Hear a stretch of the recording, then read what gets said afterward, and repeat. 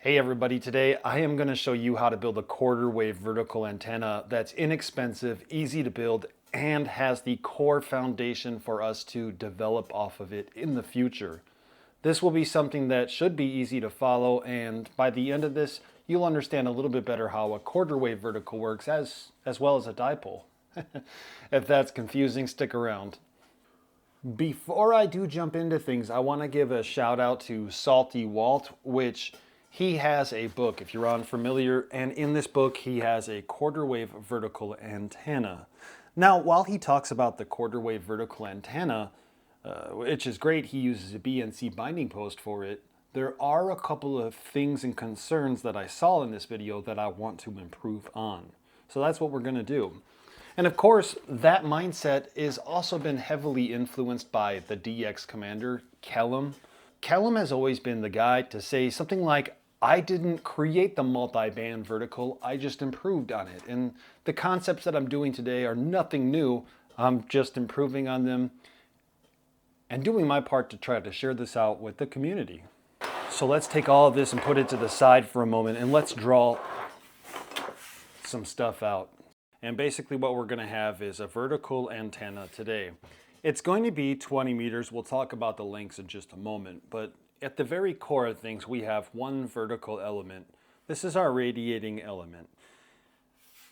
However, since this is going to be a vertical antenna, and much like a dipole antenna, we have to have two parts of the antenna. As you could see here, I drew mine what would be on the ground. And what's going to happen is we have two parts of an SO239. We have the part that our antenna normally goes into, which we'll call the radiating part. And for this demonstration, let's call this the counterpoise part. But we have the second part of our SO239, which goes to the outer shield of the coax. Usually these are separated by some kind of plastic spacer, so there's no continuity in between the two. But we now know that we have two parts of a vertical antenna. And the thing about a vertical antenna that's ground mounted is we have to have more than just one wire. We have to have multiple radial wires in order for, or counterpoise wires, in order for this to become the most efficient. Typically at a minimum, people recommend 4 quarter wave wires for your ground plane, up to 32, and then there's diminishing losses. If you go to 73qrz.com, there you could find more information on the proper lengths of the antenna as well as how many radial wires you should have. But now we just know, simple, for today's demonstration, we're just going to have 5 wires. 1 radiating and 4 counterpoise wires. That's super simple and that's it. And of course you could use something like the pounder plate where your radial wires are in these 4 screw holes, and this little plate is the counterpoise plate, if you will. And then of course again we have our radiating element that could screw in here. But again, these are solutions that are kind of already done, and some people are trying to save a couple of bucks. So these options are great, and this all works just the same. Now there could be a way to look at this. I mean, we now know there's a radiating element and a ground plane, but what does that ground plane do? And why a quarter wave, I suppose? These are good questions. And I don't always claim to have the answer to the things, but how I understand it is having a ground plane like that, well, it basically makes this antenna a mirror. So we have a quarter wave vertical, like mentioned, and when we add those counterpoise or ground plane wires, is probably a better way to put it, we're now basically making a reflection into the ground of another quarter wave vertical, which then equals a quarter wave plus a quarter wave or a half wave antenna. So when you're thinking about a ground mounted vertical antenna, you could picture it like a mirror. And something interesting to mention, which we could look at 73qrz.com, is the more radials we add onto the ground, the more efficient, up to about 32 radials, and then there becomes a point of diminishing returns, if you will, but up to 32 radials, and it helps improve the quality of our mirror, if that would make sense. Or another way to put it is it helps make the mirror better and sharper, which when you have more radio wires and things are getting better and sharper, that translates into the antenna world as a more efficient antenna. When we utilize a quarter wave vertical antenna on the ground with radials, a quarter wave presents something around 35 to 50 ohms. And that's a pretty sweet spot for our antenna, because then we don't have to do anything like use an auto transformer, like a 49-to-1 or a 4-to-1. Instead, maybe we put in a choke right there. I would first like to start off by showing you the cheapest method I could think of. And you can get it cheaper by sourcing parts at different places like Goodwill, the local thrift stores like a Restore, and just finding speaker wire in the trash if you needed to. But for this idea, we're going to use a cutting board. And I got this cutting board at Goodwill for $1.99, and I cut it out in the shape of a guy ring or guy support for a carbon fiber mast. The way that this is done is already kind of simple because we need like 3 things. Remember that POTA pounder plate. We're thinking to ourselves, hey, bet we could just put the spike into the hole, and you would be right. So we could use even aluminum spike from AliExpress. It's like $4 or $5 plus shipping, or a stainless steel spike from other sources. And then all we have to do is find a way to secure this.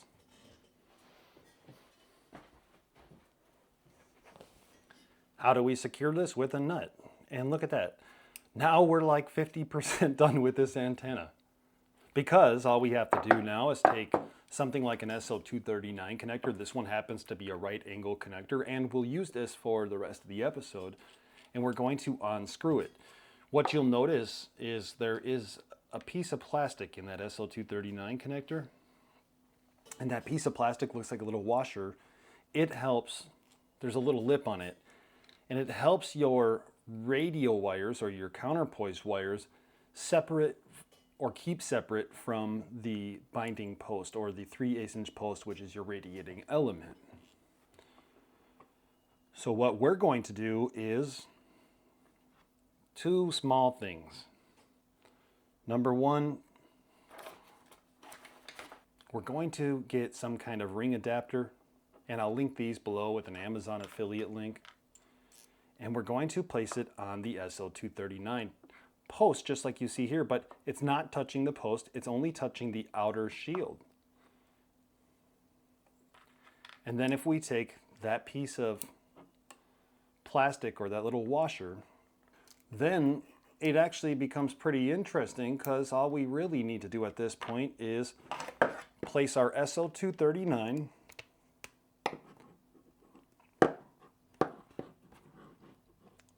through the cutting board and then screw in our binding post. Let me show you what's going to happen with a multimeter. By the way, as I grab that multimeter, I want to mention you can go to Ace Hardware or even Walmart, and you can get super long spikes for just a couple of bucks, and that might help you, especially if you have softer soil. The cool thing about this is the tent spikes fit on here just as well. The one issue you might have is you might have to create a block right here to sit evenly with this SL239 connector. Although maybe you use a different connector and this isn't as much of a deal. But what I'm trying to teach you is there's many different ways to accomplish the same kind of thing, right? Look at this. We just created ourselves actually a kind of cool homemade POTA pounder, if you will. Now all you would do is put your radiating element here, and you would put your radial wires here. I thought it was important that I showed this to you before we go into the actual build with the wire winder, so that you realize that you don't need a wire winder. I'm not trying to sell you anything. Now, of course, having the POTA pounder plate or the tent spike plate is really nice, because that whole section is the counterpoise, the whole metal section, like on the L bracket of the trucker mount. Basically the tent spike, all of this becomes an area you could put on your ground radials. And so again, super easy, but with the plastic, it doesn't work out. And as you just saw with that solution with the homemade cutting board, it becomes easy because we do some kind of ring connector like this to a Vago connector. And then we could hook up our radial wires rapidly to the Vago connector, lock them into place, and then unhook them when we're ready to go. And of course, wind them on our wire winder, which is the whole point. I'm using a wire winder today. Let me show you how that's going to look. And I'm going to go ahead and build one of these, and then, well, you could build the rest of them. Or again, just think about different ways that you might be able to build it and to utilize certain parts you might have in your house. So I'm just going to grab, I don't know, let's just say 4 to 5 inches of 12 gauge wire. It doesn't have to be 12 gauge. I'm using 12 gauge. That's what I have lying around. And it works really well with these ring connectors, which were made for 12 gauge wire. I'm going to cut it, and I'm going to strip each end.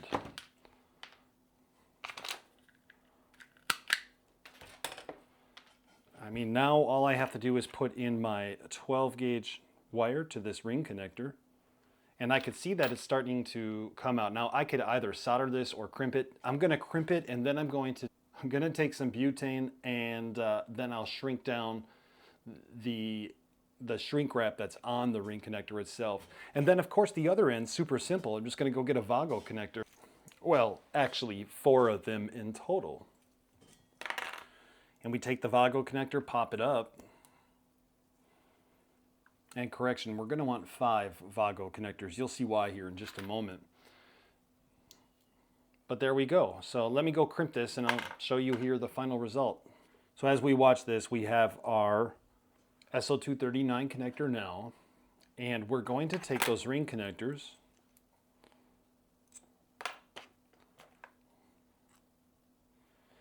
and you'll notice that I don't have them touching that center post. Again, that was what I was talking about a moment ago.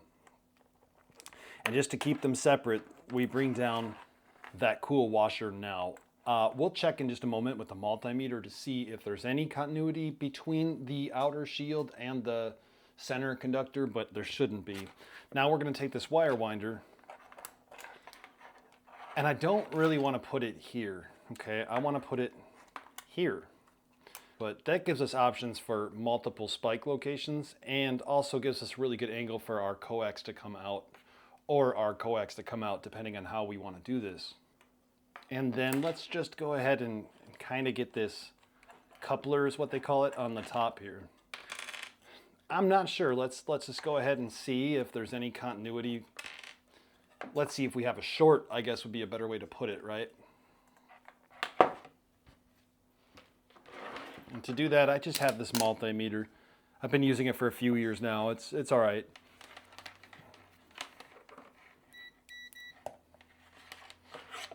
If we hear a beep between us hitting the center conductor and the outer shield, there's a short. And there's not. So for example, we hit the center conductor of the SL239 to the outer shield or the antenna port, and it's good. But as soon as we go to that outer shield, it's not good. And that's good that there's no continuity. If there was, there would be a short somewhere, and the whole thing would be trying to act as a radiating element. Now, if you're wondering about wire lengths and antenna lengths, and maybe you want to get a better picture of the quarter waves, or have some questions that maybe I haven't answered so far, go over to 73qrz.com and go to Tools, and then click on Antenna Calculator. You'll find an antenna calculator there for quarter wave ground vertical. And in there, there's a bunch of frequently asked questions, and stuff is broken down in a way that anybody can understand. All right, and before we jump into things, and now the cool thing is we could remove this as well, right?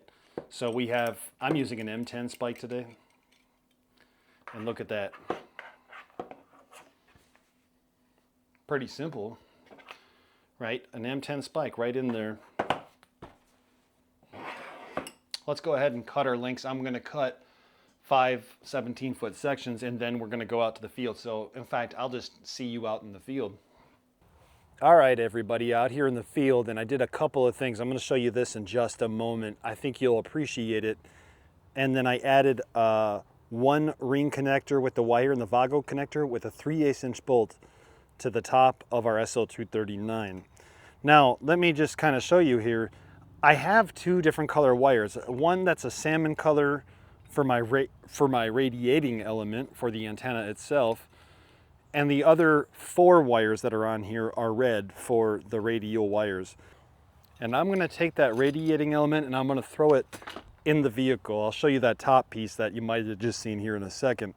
But now all I have to do for my radial wires themselves is I just have to walk them out, right? Look at this, they're unraveling because I went in a crossover configuration on the wire winder. And I did them separately so that when I'm done with this one, I could just go to the next one. For example, done with that, find that wire, and then there we go. Second radial wire, good to go. I'm gonna do this with the rest and I'll be right back. Do me a favor, by the way, if you're watching this, and you know, I go through a lot of struggles for these videos, and I do my best to portray things in a way that could be educational for others, but still fun to learn.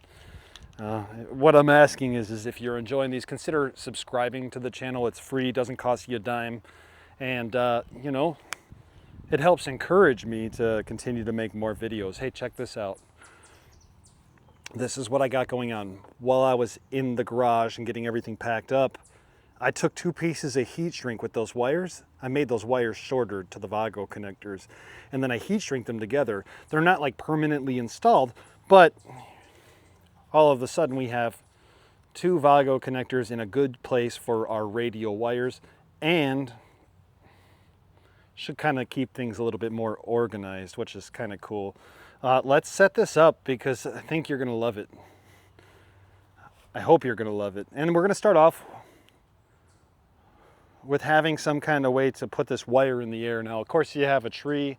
I've showed that off in the past, but today we're gonna use a carbon fiber mast, the Little Dude 6. Little Dude 6 right here, and I have a Dude Spike 2.0 right here. The Dude Spike 2.0 works for the Little Dude 6, and it works like this. Inside of here, there is a M10 spike. After we get that M10 spike out, usually it goes on the bottom of the Dude Spike 2.0. We can stab it in the ground and we can put our mast over it. I tell you that to tell you we're gonna try something unique here. Doesn't work, we could always just use another spike. In fact, I'll show you that way in a moment. Just keep that in your mind. But here, let's give this a shot.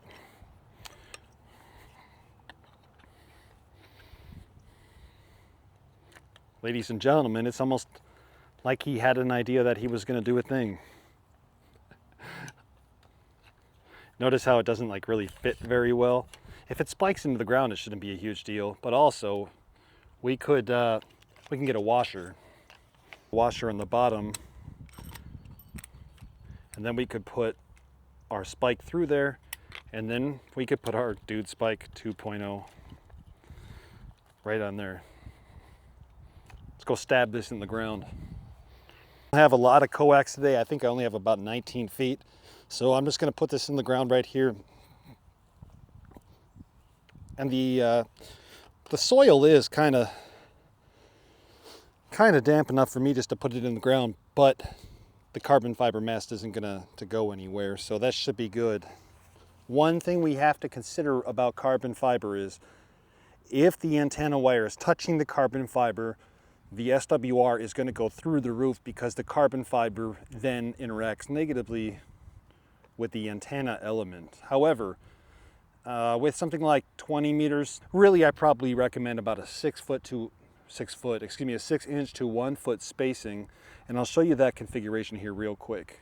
In fact, I think we might end up going with that anyway, but the reason I want to try it only 2 inches from the carbon fiber mast is to see how much interaction there is. It's kind of like, they call it experimenting, and even though I don't want to overthink it, but despite the critics, we're allowed to think in amateur radio and allowed to experiment, even if people already know the answers. Here I just basically take a second spike, okay? This is a different spike than the one that's going to go into the Dude Spike, and I'm going to run it through one of the holes. Again, if we need that washer, we need that washer, but then all I do is I take a nut. Of course, I have to adapt today because I didn't bring a nut out to the field, And I'm going to use another coupler for an SL239 3/8 24, which is what my spike is, okay? And now I have this that I can go about 6 inches away from the carbon fiber mast. So if we're going to put the carbon fiber mast right over here, maybe we go a foot here. That's about 1.25 feet, I don't know, roughly. The little dude 6 is my carbon fiber mast, and I designed this top piece. The 550 cord that you see here, or rope, it was put here intentionally. What I did now is I took a carabiner, and in that carabiner I have an end insulator. This is available on my Thingiverse page, and I just increased the percentage of the print up to like 200%. But then there's strain relief on here, and all I have to do is I have to clip in the carabiner. Good to go. All right, I'm starting to get the mast in the air, and we're just about all the way up now. But basically, you'll notice here that I don't have the mast fully extended. And I want to explain this real quick. The mast is fully extended. That wire is going to be tight because this is a 6-meter mast, and we only need about 17 feet. I'll leave the calculation here of wire. So we're going to pull the top of the mast really hard in order for that wire to reach our feed point. And that's not good because I just said carbon fiber is a little more fragile than fiberglass. So we just don't extend it, right? I just put it up enough elements where it is about the right length off the ground. I have a little bit of wire left over, but when I'm done, I'll start to extend it up more so that this wire tightens. Antenna wire is at a very slight angle. It's going to be okay.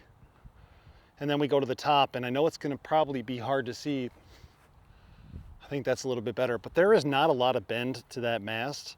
It's nearly straight up with a little bit. I'm not overextending it to the point where it's going to break. And at no point does the antenna wire ever touch the carbon fiber. Yeah, next up is our radio wires.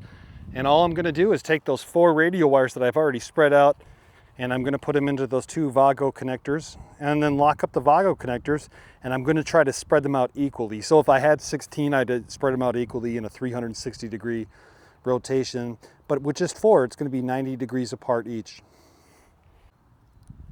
So for the most part, my radio wires are spread out equally. I got 2, one going this way, one going that way, one going this way and that way. Again, these Vago connectors hook up to the outer shield, or the outer post if you want to call it that, to this SL239, and then we have our ring connector with our Vago here for the vertical. The only thing we need to do is put in some coax and then go hook this up to see how it performs. As I hook up my coax, I'm actually using an inline choke.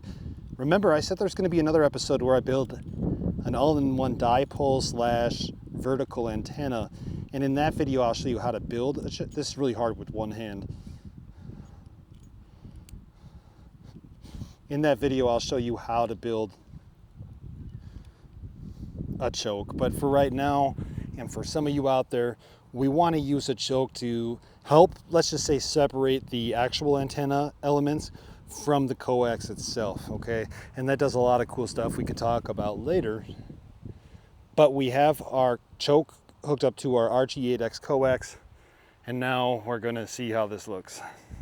All right, let's say I have a frequency here that, I'm just Whiskey 9, Foxtrot, Foxtrot, Foxtrot, and I see it's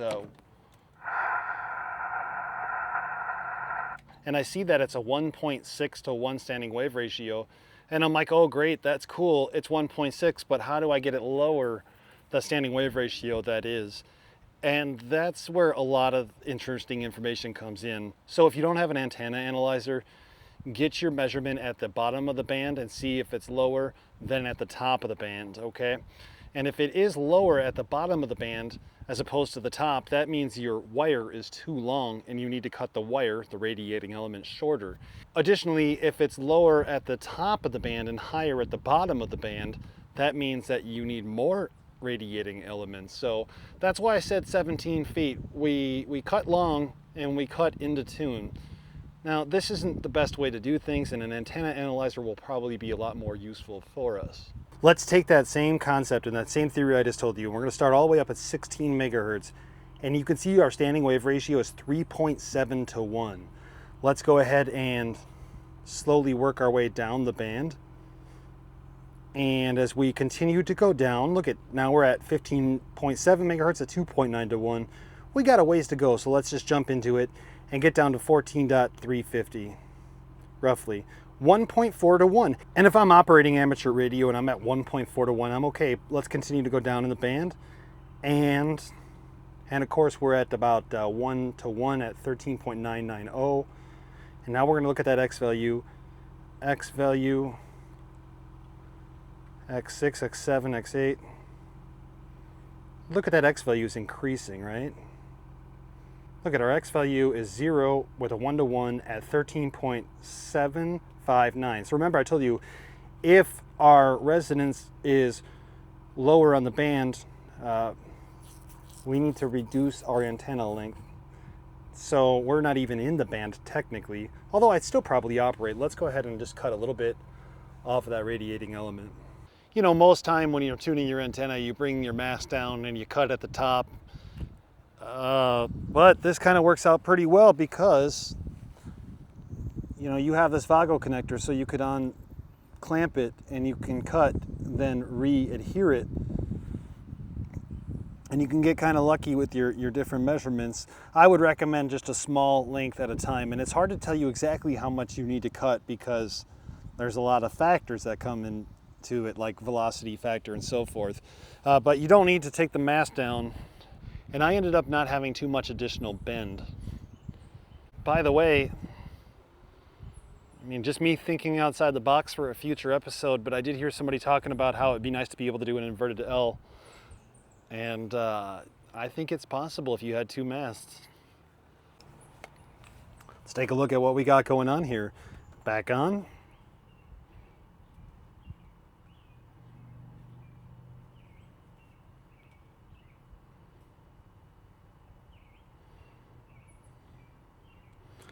I love it. That's in the voice portion where I normally work, but I could still, you know, go with the X factor of 0. And I could still go into the FT8 portion and still operate okay with the X value of 0. And let's go up to 14.350.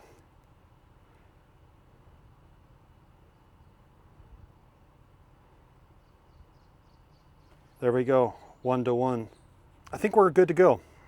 We have good impedance, we have a good standing wave ratio, we have a good X value, and most of our band is pretty low on the meter. Whiskey Niner, Foxtrot, Foxtrot, Foxtrot. Okay, Fox, give me your 5 and 9 into November Lima, Alpha, Sugar, Juliet. 5-9 Illinois, hey, have a great one. Good luck. Yeah, thank you, 73. Trot. Hey Sean, Whiskey 9, FFS, 596291. Excellent, thanks for the 5-9. I have you at a 5x2 52 here in Illinois. Yeah, QSO. Hey, by the way, Sean, it's Matt, AE4MQ. QOZ? Kilo Juliet 4.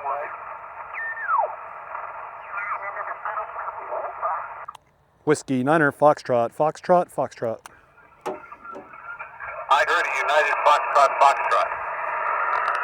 Close, Whiskey Niner, Foxtrot, Foxtrot, Foxtrot. I got a Whiskey 9 there, Foxtrot, QSL, you're a 5x3 here in northern Illinois today. Roger, you're a 5x3 here in North Carolina. Hey, thanks for activating that thing, and I hope you guys have fun out there. Roger, enjoy your day, and thanks for the contact, QSZ. Kilo Charlie, Juliet, Alpha Sierra, at US 8939 in Pennsylvania, calling CQ. Whiskey Niner, Foxtrot, Foxtrot, Foxtrot. Whiskey 9er, Foxtrot. Sean, this is Kilo Charlie, Juliet, Alpha Sierra. You're 5-7, you 5-7 at US 8939 in Pennsylvania with 2 operators. QSL the 5-7, I have you at a 5x151 here into northern Illinois, and when you're ready, go ahead with your second up. Second operator, Kilo Charlie 3, Oscar, Was the last one's Oscar Lima Whiskey QSL? Roger that. Good luck out there and have a fun time. Well, here, let me, let's wrap it up, right? The mosquitoes suck and I gotta go get on fat. In the beginning of the episode, I spoke about how this was an improvement of Walt's version of a quarter wave vertical. And I guess the term improvement is a very subjective thing. After all, what might be an improvement for me might not be an improvement for you. Some people prefer lightweight, and some people prefer maybe a little bit heavier and more durable. It just depends on your circumstances and how you're going to operate. But one thing is for certain, in this video, you got to see me walk through the brainstorming of how I want to build something. And in part 2, you're going to get to see me finish this when I convert this quarter wave vertical into a multi-use antenna, either a quarter wave vertical or a half wave dipole. And that should be fun and rewarding. So stick around. Hey, thanks for watching. I hope you enjoyed this episode. And until next time, see you later. Like, comment, subscribe.